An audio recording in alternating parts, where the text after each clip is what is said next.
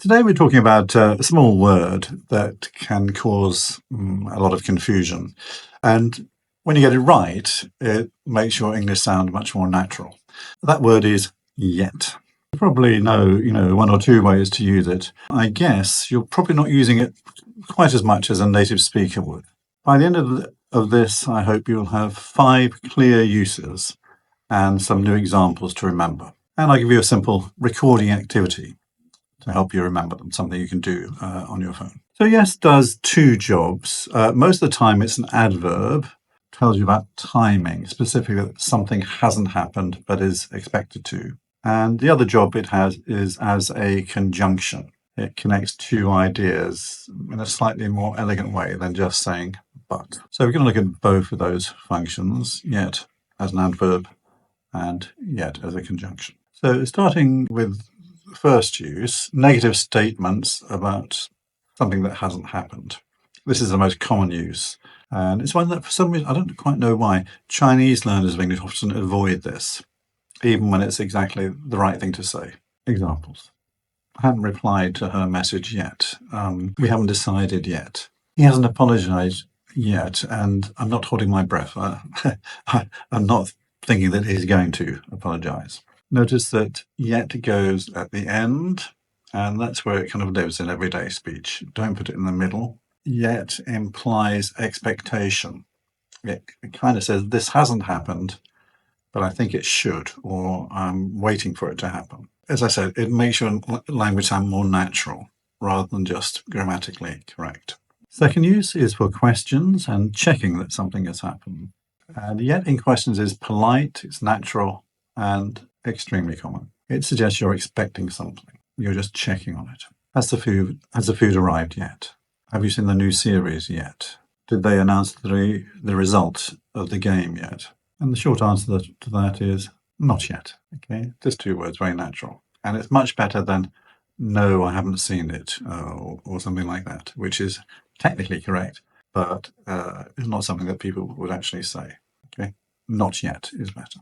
You can practice that 2-word reply. If a friend asks you something you haven't done, just say, not yet, with a slightly kind of upward tone. And you can try recording yourself until it comes out without thinking. By the way, if you like this kind of thing and you want to improve your spoken English with me, then don't forget you can join our Real English Club, and you can find the details on this site. Third use, yet again and yet another. This time yet is showing kind of frustration or disbelief. You can't really believe something is happening. This one is perhaps one you're not so familiar with. Example, my Wi-Fi has gone down yet again. They've changed the meeting time yet again.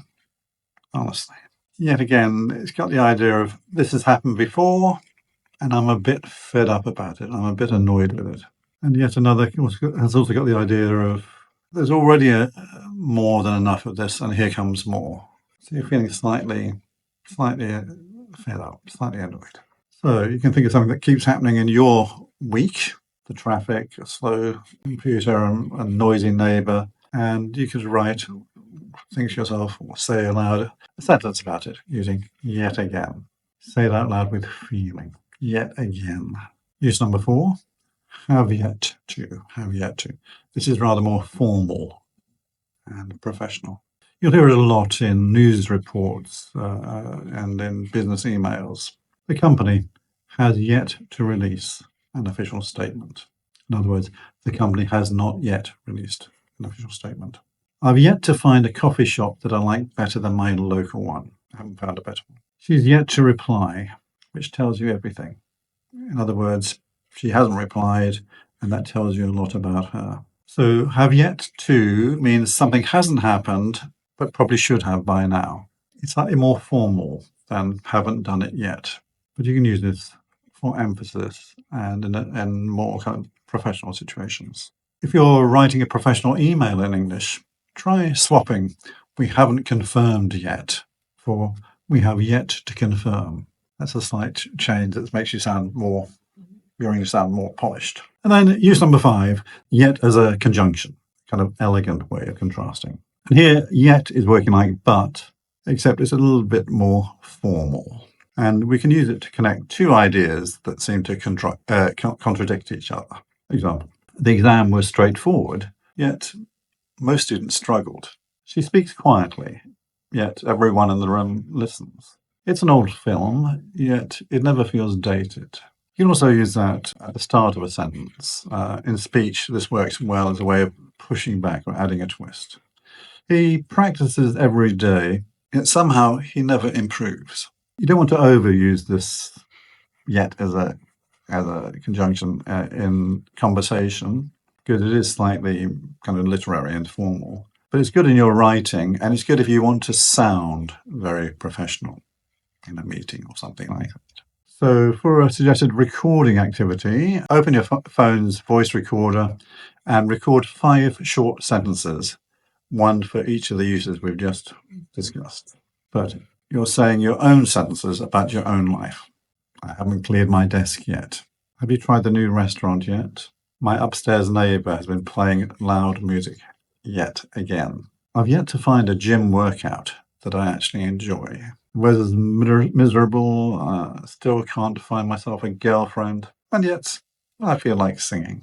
Play it back. Listen for two things. Does yet land naturally in the right place? And do you sound like you mean it? Okay. Especially when you're saying that yet again. So record it 2 or 3 times during the week with different topics, of course.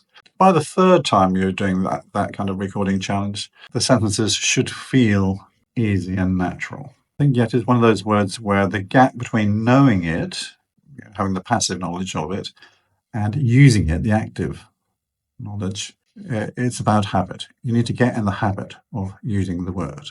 Okay, that's it. See you next time.